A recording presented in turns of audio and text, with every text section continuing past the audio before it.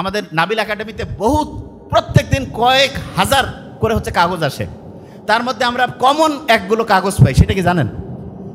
স্টুডেন্টরা চিঠি লেখে আমাদের পেজে, আমাদের ওইখানে যারা প্যানেল আছে তাদেরকে, তারা ওই কাগজগুলো আমার ছোটো ভাই ডক্টর নোবেল কখনো কখনো আমার কাছে পাঠায়। তাদের যে চিঠিটা লেখে সেই চিঠির সামারি যদি করি, সংক্ষেপে যদি বলি কীরকম, যে আমি এই সমস্যায় আছি, প্রত্যেকের সমস্যা ভিন্ন, শেষে একটা কমন জিনিস আসে। বিশেষ দ্রষ্টব্য দিয়া লিখছে 2 পৃষ্ঠায় যে আমি যে সমস্যা বলছি এইটা কোনোভাবে যাতে আমার আব্বা আম্মা না জানে। আপনি দেখেন ওরা আমাদেরকে বিশ্বাস করতেছে, অথচ মা বাবা হচ্ছে সন্তানের জীবনের শ্রেষ্ঠ অ্যাডভাইজার, শ্রেষ্ঠ কাউন্সিলর। মা বাবা যদি ঠিক হয় অ্যাডভাইজার হিসাবে, কাউন্সিলর হিসাবে, আমরা যারা কাউন্সিলর হিসাবে আলাদাভাবে এই যে আমরা টাকা নিয়ে দিই, দেখেন আমরা কিন্তু ফ্রি দিলাম সেটা অন্য, কিন্তু নর্মালি কি হয়, যে কোনো আপনি দেখাইলেন একটা ফি নেয়, অথচ মা বাবা হচ্ছে সুপার অ্যাডভাইজার, সুপার কাউন্সিলর। আপনি আপনার সন্তানের কাউন্সিলিং কেন করতে পারছেন না? এখানে আবার একটা ইন্টারেস্টিং জিনিস বলি। এক প্রফেসর, নাম নিব না, চিনে ফেলবেন, উনি একদিন বলতেছে, নাবিল আমার ছেলেটার একটু কাউন্সিলিং করো তো। আমি বললাম, স্যার আপনি তো অনেক লক্ষ লক্ষ মানুষের কাউন্সিলিং করছেন। কয় আমার বেটা আমার কথা শুনে না। কেন? আমি বললাম, স্যার, আমি তখন স্যারের সাথে আলাপ করলাম যে কী কারণে। বলতেছে সে সবাই এসে স্যারকে বলে, দেখেন ইন্টারেস্টিং খুব জিনিসটা, এটা কিন্তু শিখতে হবে, খুব ইন্টারেস্টিং জিনিস। সবাই এসে স্যারকে টাকা দিয়ে দেখাচ্ছে, স্যারের বেটা, স্যারের ছেলে স্যারের কাছে শুনতেছে না। আমি বললাম, স্যার কারণটা কি আপনি ধরতে পারছেন? বলছে বুঝতে পারতেছি না। আমি বলছি সমাধানটা আমার কাছে আছে। বলছে কি সমাধান? দেখেন আপনিও সমাধান করতে পারবেন। দেখেন আপনি চিন্তা করেন, এখন আপনি একটা ইন্টারেস্টিং জিনিস দেই। আপনি অভিভাবক, দেখেন খুব ইন্টারেস্টিং, আপনার কাছে দেখা গেল আপনার ছেলের বন্ধু বা বন্ধুর বন্ধু, মানে আপনার ছেলের বন্ধুর বন্ধু আসছে, এসে বলতেছে যে আঙ্কেল বান্টি আমি এই সমস্যায় আছি। আপনি কিন্তু তার কথা শুনতেছেন, শুনে কি করতেছেন, তাকে কোনো জাজ করেন না, আপনি তাকে একটা বুদ্ধি দেন, পরামর্শ দেন। আবার ওই আপনি যখন আপনার নিজের ছেলে মেয়ে এসে বলে আমার এই সমস্যা, হ্যাঁ তুই আমার বেটাই হয় এরকম করছিস, আমার বেটি হয় তোর খেয়া ফেলাবো আজ, এই যে জাজমেন্টাল হই, তখন দেখা যায় ছেলে মেয়ে নিজেকে নিজের বাবা মার কাছে সব কিছু বলতে যায় না। খেয়াল রাখবেন, মা বাবার কাছে যদি ছেলে মেয়ে সব কিছু বলতে পারে, আমি বলতেছি লিখে রাখেন, সমাজের 80% প্রবলেম দূর হয়ে যাবে।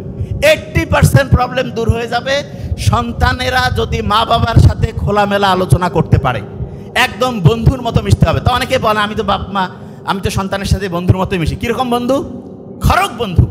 দেখা যায় সন্তানের ভালো হইলে আসি, যে কোনো খারাপ কিছু হইলেই এই তুই এটা করছিস, এত বড় ভুল করছিস, তোর শেষ, তোর আব্বা আসুক, তোর আম্মা আসুক, মানে আব্বা আম্মাকে বলতেছে, আম্মা আব্বাকে বলতেছে, একটা গ্যাঞ্জাম লাগাই দিল। নো, এটা করবেন না। আপনি তাকে চিন্তা করবেন যে তার অবস্থায় আপনি থাকলে আপনি যাকে বলতেছেন তার কাছ থেকে কি আচরণ আশা করতেন, এবং ওই সন্তানটা যদি আপনার না হয়ে আপনার বন্ধুর বা অন্য কারো হইতো, আপনি যেই অনুযায়ী তাকে হচ্ছে ঠিকভাবে দিক নির্দেশনা দিতেন, সেটাই করতেন। খুব অসাধারণ মানুষ যারা, অনেক সময় আমরা দোয়া নিতে যাই না, এই বলেন না কেন দোয়া নিতে যাই না? আপনি কারো কাছে দোয়া নিতে গেছেন, খুব অসাধারণ মানুষকে জিজ্ঞেস করে, এই তুই কি কি জীবনে করছিস, চুরি বাটপারি ধান্দাবাজি? নো, বলে তোমার জীবনটা সুন্দর হোক, তোমার জীবনটা ভালো হোক, জীবনে উন্নতি করো। ঠিক তেমনি করে আপনার সন্তান যেই অবস্থায় যেই পরিস্থিতিতে থাকুক, আপনার উচিত তাকে হচ্ছে উৎসাহিত করা, তুমি জীবনে অসাধারণ কিছু করো, ভালো কিছু করো। আর যে কোনো খারাপ জিনিসের কথা সরাসরি করবেন না যে এটা কর, এটা করবেন না, এইভাবে বলিয়েন না, এক্সাম্পল দিয়ে বলেন। এক্সাম্পল কীরকম? একটা ঘটনা বলি তাহলে বুঝতে পারবেন। এই যে বাতাস চলতেছে না, বাতাসের মধ্যে কিন্তু অনেক সময় ধুলা, বালু, তারপরে হচ্ছে পাথর, এগুলো নড়াচড়া করতে থাকে। তা হঠাৎ করে উত্তরবঙ্গে এরকম বাতাস যখন উঠে, তখন সেটাকে একটা স্পেশাল নাম বলে, পশ্চিয়া, এরকম একটা শব্দ আছে। এটার মানেটাকে একটু সহজ করে বলি। বাতাস উঠতেছে, এক জায়গায় একজন খুব জ্ঞানী মানুষ এবং তার চতুর্দিকে কয়েকজন তার স্টুডেন্ট বসে আছে। তা জ্ঞানী লোকটা বলতেছে যে তোমরা কি মিষ্টি মন্ডা কিছু খাইতে চাও? ওই স্টুডেন্ট যারা আছে যে হ্যাঁ এটা হইলে খুব ভালো হয়। তা উনি কাগজের মধ্যে কি কি জানি লিখলো, আরবি ভাষায় লিখে ভাঁজ করে একজনকে বললো যে ওই যে এরকম করে ঘুরতেছে সেখানে যে এটা জমা দাও। উনি করছে কি, ওই কাগজটা ওইখানে গিয়ে জমা দিয়েছে।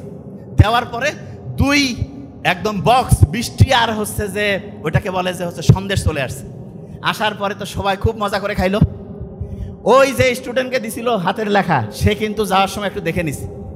এর কয়েকদিন পরে ওইরকম হচ্ছে পরিস্থিতি তৈরি হয়েছে, ওই ছেলে যে দেখছে কাগজে লেখা, সে তার বন্ধুদেরকে বলতেছে, তোমরা কি মিষ্টি মন্ডা খাইতে চাও? কয় আমরা তো খাইলে খুব মজা লাগবে। তো বলতেছে দাঁড়াও, ও চিন্তা করতেছে সাল লিখে দিছিল, আমি দেখছি শিখে ফেলছি, এইটা যদি আবার আরেকজনকে লিখে দেয় তাহলে তো ও শিখে ফেলবে। ও বলছে তোমরা দাঁড়াও। ও সুন্দর করে ওটা লিখছে, লিখে গিয়ে ওইখানে ফেলে দিছে। প্রথমবার ফেলে দিছে, কাজ হয় না, কোনো মিষ্টি মন্ডা আসতেছে না। দ্বিতীয়বার ভালো করে আবার লিখছে, ফেলে দিছে, তবু কাজ হচ্ছে না, একটু কনফিডেন্স কমে যাচ্ছে, কি ব্যাপার হচ্ছে না কেন? শেষে আরও ভালো করে লিখছে, লিখে দিয়েছে। তৃতীয়বার যে লিখে কাগজটা ফেলছে, একদম জোরে জোরে গালের মধ্যে থাপ্পড়, পিঠের মধ্যে কিল ঘুষি শুরু হয়ে গেছে। সে কিচ্ছু দেখতে পাচ্ছে না, দৌড়ানো শুরু করছে। দৌড়াইতে দৌড়াইতে দৌড়াইতে ওই যে জ্ঞানী লোক যে লিখে দিছিল মিষ্টি আর সন্দেশ আসছিল, তার কাছে চলে গেছে। যে বলতেছে যে আসসালামু আলাইকুম, একটা ভুল হয়ে গেছে। কি ভুল বাবা? বলছে যে আপনি তো সেই দিন আমরা বসেছিলাম, ওই বাতাস হচ্ছিল, ওই সময় একটা জিনিস লিখে দিলেন, মিষ্টি আর সন্দেশ আসছিল। তা ওই লেখাটা আমি লিখে মুখস্থ করে রাখছিলাম, আপনার ওই জিনিসটা। আজকে ওই ঘটনা ঘটছে, ওইরকম হচ্ছে যে বাতাসের প্রবাহ এরকম ছিল, আমি ওইটা লিখে বন্ধুদেরকে বলতেছি মিষ্টি আর সন্দেশ নিয়ে আসতেছি। একবার দিলাম, দুইবার দিলাম, কাজ হয় না। তৃতীয়বার দেওয়ার পরে আমার গালের মধ্যে থাপ্পড়, পিছনে কিল ঘুষি মারা শুরু করছে। কারণ কি হুজুর বলেন? হুজুর বলতেছে শোনো, ওই দিন ওরা যে যাচ্ছিল জিনের বাহিনী, তারা একটা বিয়ের প্রোগ্রামে, ওদের একটা ভালো প্রোগ্রামে যাচ্ছিল। এই জন্য বললাম আপনাদের শুভ হোক, আপনাদের দিনটা ভালো কাটুক, ওদের প্রশংসা করলাম, করে দিলাম। ওরা বৃষ্টি মানে একটা মিষ্টি এবং সন্দেশ উপহার হিসাবে দিয়েছে। আর আজকে যে তুমি কাগজটা জমা দিয়েছো, ওই কাগজটার মধ্যে তুমি যা লিখছো, ওই দিন ওরা, আজকের ওই দিনে ওরা একজন ওদের খুব সম্মানিত লোক মারা গিয়েছে, তাকে তারা জানাজা করতে যাচ্ছে। আর ওই সময় তুমি বলতেছো আপনাদের দিনটা খুব ভালো হোক। ওরা প্রচুর খেপে গেছে, ওদের একজন ভালো লোককে তুমি এরকম করছো, এই জন্য তোমার চত্বর শুরু করছে। এটা থেকে কি শেখা গেল? শেখা গেল একই জিনিস ভিন্ন সময় করা যাবে না। মানেটা কি? মানে ছোট্ট বাচ্চা যারা আছো, তোমাদের ছোট্ট বয়সে তোমাদের একরকম কাজ, বড় যখন হবে তখন আরেক রকম। প্রত্যেকটার জন্য আলাদা আলাদা বয়স আল্লাহ সেট করেছেন। ছোট্ট বয়সে তোমাকে যেই কাজগুলো করলে তোমার ব্রেন ভালো হবে সেই কাজটা করতে হবে। বড় বয়সে যেটা একরকম, ছোট বয়সে আরেক রকম। কোন বয়সে কোনটা তোমার জন্য ভালো, এইটা অভিভাবক তোমাকে দিবে। তুমি যদি ভুল বয়সে ভুল কাজ করতে যাও, তাহলে চর থাপ্পড় আর কিল ঘুষি খাওয়া লাগবে। বুঝা গেছে? এই ছোট মানুষরা, বুঝছো? তোমরা লেখা দেখেই আবার কাগজ ফিকাই দিও না, তাহলে কিন্তু চর থাপ্পড় আর কিল ঘুষি। মাথায় ঢুকছে? হ্যাঁ, ক্লিয়ার? বুঝতে পারছো? আচ্ছা, পড়তে মজা লাগে না কার কার? হাত উঁচু করো তো। পড়তে মজা লাগে না? Very nice. পড়তে মজা লাগে না? মজা লাগে না? Very nice. আছে তোমরা যারা যারা হাত উঁচু করছো, যারা হাত উঁচু করো নাই, প্রত্যেকে আমাদের দলের মধ্যে আসো। ভেরি নাইস, হাত নামাও। একটা ইন্টারেস্টিং জিনিস বলি, পড়তে কেন মজা লাগে না সেটা বলি। আমাদের ব্রেইনের মধ্যে আছে না, ব্রেইনের মধ্যে একটা জিনিস তৈরি হলে মজা লাগে। যে ভাই আপনি কি করছেন? ব্রেইনের মধ্যে তৈরি হয়। হ্যাঁ, সব মজা ব্রেইনে। আচ্ছা, একটা লোক হঠাৎ করে অজ্ঞান হয়ে পড়ে গেল, তারপরে সে হাঁটতে পারছে না, চলতে পারছে না, হাত আছে পা আছে। কারণ কি জানো? হাত পা চলার জন্য ব্রেইনের যে সেন্টার আছে, সেই সেন্টার অফ হয়ে গেছে, সেই সেন্টার কাজ করতেছে না। ঠিক তেমনি করে ব্রেইনে ভালো লাগার একটা সেন্টার আছে। ভালো লাগার কি আছে বলো? সেন্টার। এই সেন্টারটা যেই জিনিস দিয়া চলে তার একটা সুন্দর নাম আছে। আচ্ছা, করা ইংলিশ কি বলো তো? করা, ডু দিয়া নাম ডোপামিন। কি নাম বলো? ডোপামিন। ঠ্যাং আছে না, ঠ্যাং মাঝখানে আছে, ডোপামিন। কি নাম বলো? Very nice, dopamine. একসাথে বলবো, ডোপামিন। বলো, ডোপামিন। এবার শোনো, খুব ইন্টারেস্টিং। ব্রেইনে ডোপামিন তৈরি হইলে ভালো লাগে। ডোপামিন তৈরি হইলে কি লাগে? ভালো। আচ্ছা, এবার একটা ইন্টারেস্টিং জিনিস বলি, শোনো একদম মন দিয়ে। কয়েক মিনিট বলবো, একটু মন দিয়ে। এই, ডোপামিন তৈরি হইলে ভালো লাগে না? এখন শোনো, তোমার বই যখন তুমি পড়ো, তোমার ভালো লাগার বুদ্ধি শিখাই দিচ্ছে কিভাবে ভালো লাগবে। বই পড়লে তোমার ব্রেইনে ডোপামিন তৈরি হয় 10 ইউনিট। কত? 10। মনে করো তুমি 10 টাকা পাইছো বই পড়লে। আর তুমি যদি বন্ধু বান্ধবের সাথে গল্প গুজব করতেছো, তোমার তৈরি হয় 20 ইউনিট। কত? আচ্ছা, একজন মনে করো একই কাজ করলে 10 টাকা পায়, একই কাজ করলে 20 টাকা। কোন কাজটা করতে চাবে? যেটা বেশি টাকা পাবে। তাহলে এখন বলো তো, তুমি যদি প্রথমে গল্প করো, তাহলে প্রথমে তো তোমার ব্রেন 20 টাকা করে পাইলো, তারপরে কি সে 10 টাকার কাজ তার আর ভালো লাগবে? ভালো লাগবে? ভালো লাগবে না। আচ্ছা, এবার বলো তো, না শব্দটার ইংরেজি কি? নোটা উল্টাইলে কি হয়? অন। অন মানে চালু হওয়া। অন মানে কি? কয় না ফ্যানটা অন করে দিত বাবা, মানে চালু কর, এই টিভিটা অন করতো চালু কর, মোবাইলটা একটু অন করে আনতো চালু কর। অন মানে কি? চালু করা। এবং অন মানে কি জানো? সামনে যাওয়া। অন মানে কি? আচ্ছা বলো তো, নোটাকে উল্টাইলে কি হয়? তাইলে বন্ধুর সাথে গল্প আমি করব, কিন্তু সেইটা কি পড়ার আগে না পড়ার পরে?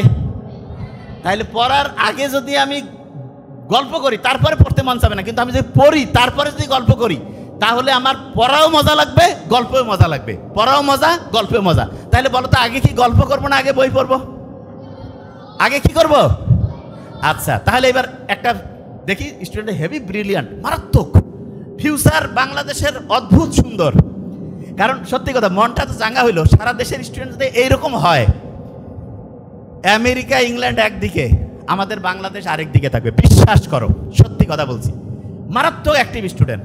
এবং এই ছোট্ট বাচ্চাদের যে অ্যাক্টিভিটি, আমি তো ইউনিভার্সিটিতে যে বক্তব্য দেই, ওদের গ্রুপ একদিকে থাকলে এদের সাথে পাবে না, নিশ্চিত। সুপারহিট গ্রুপ, অসাধারণ। মানে আমি যেটা দেখতেছি, এই স্টুডেন্টরা, এদের যে অ্যাক্টিভিটি দেখো কি অসাধারণ। একটা জিনিস দেখো, পড়ার ক্ষেত্রে প্রথমে বন্ধুর সাথে গল্প করব নাকি আগে পড়বো? পড়বো, তারপরে। আচ্ছা এবার বলো তো, আমাদের যে ব্রেনটা, এইটা কি কোনো কোম্পানি বানাইছে না আল্লাহ বানাইছে?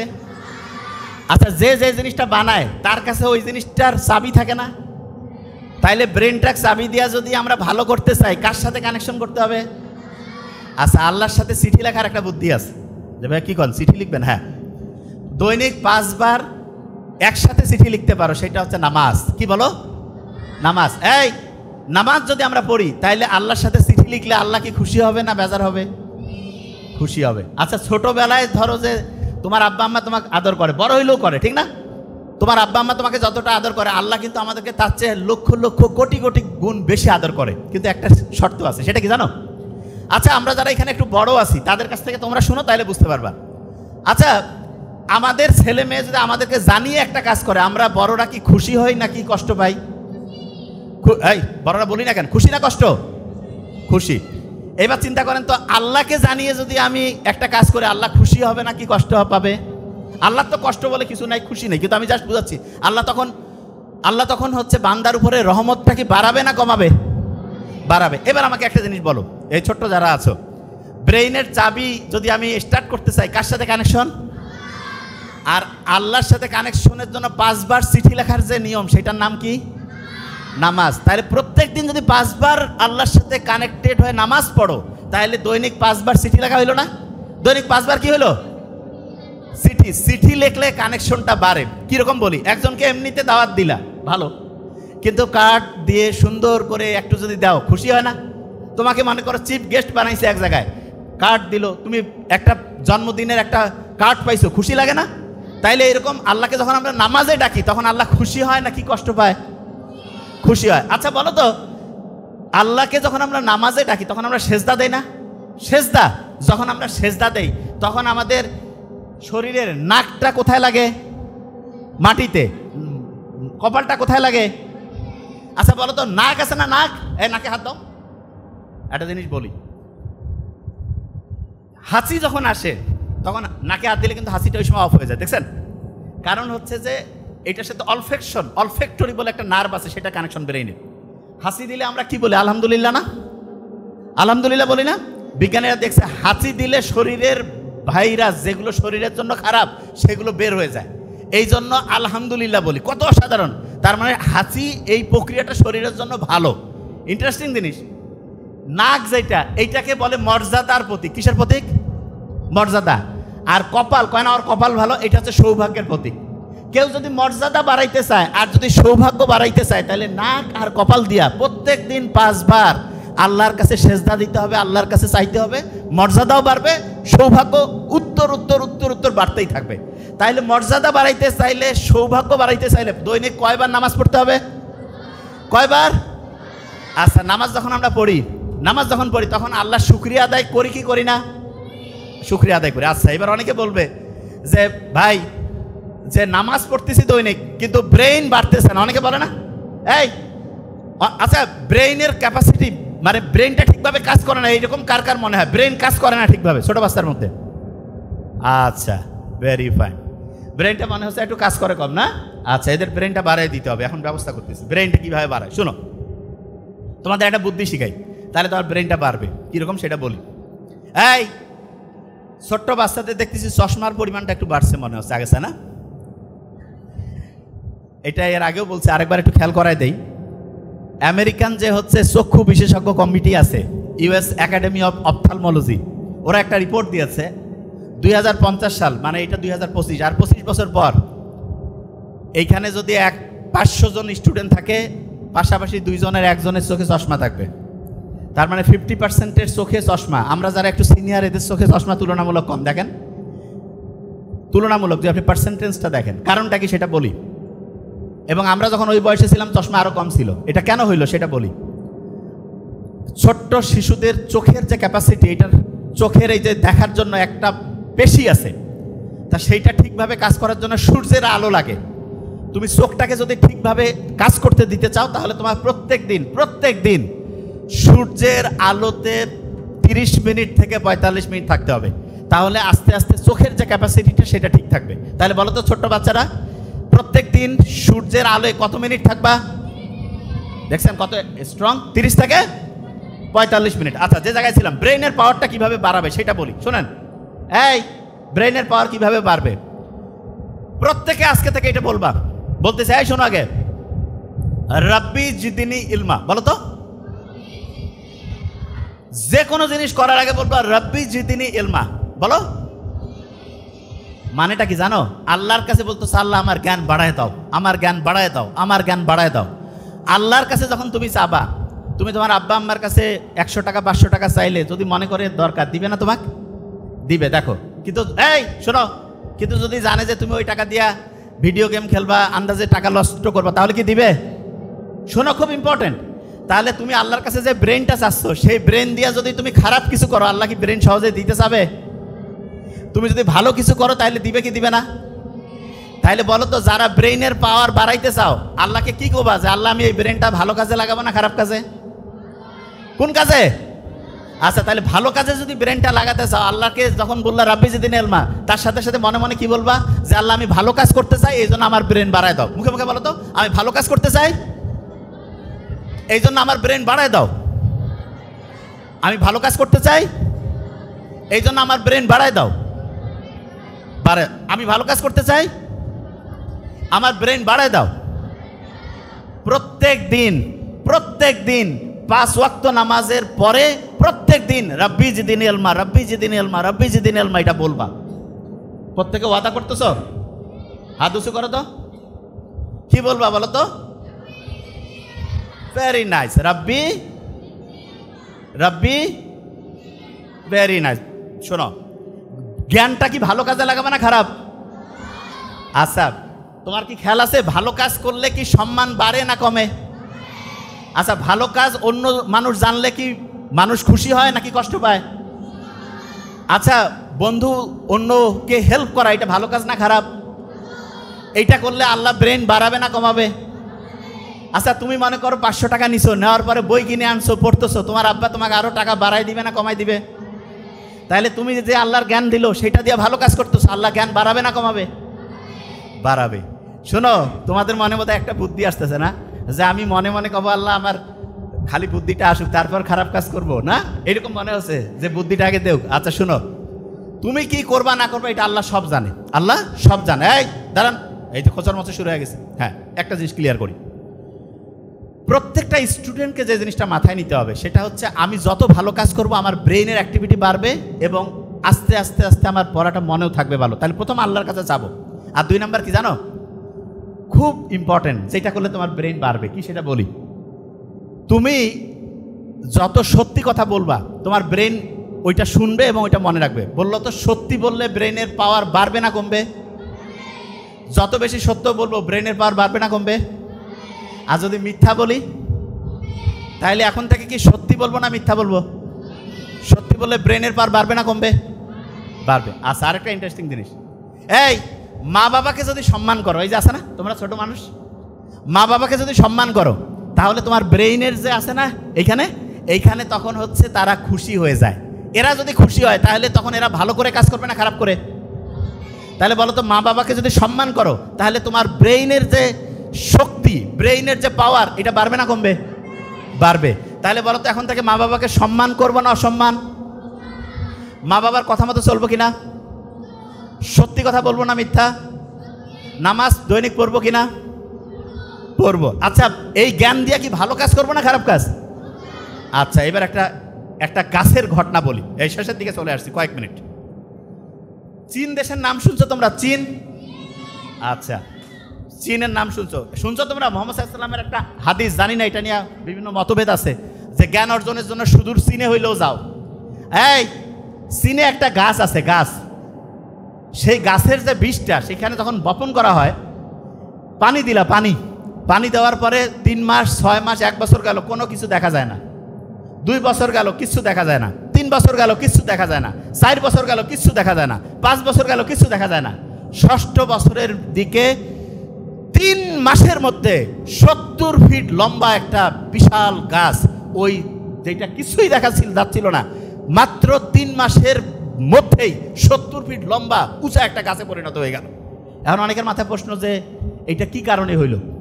ওই যে গাছটা যে বীজটা দিছিল, প্রথম দিনে হয় নাই, 1 বছরে হয় নাই, 2 বছরে, 3 বছরে, 4 বছরে। কিছু কিছু জিনিস আছে যেটা হঠাৎ করে খুব বড় হয়, এবং তোমাকে যদি আল্লাহ কোনো কিছু দেরিতে দেয়, বেশি দিবে। কিরকম?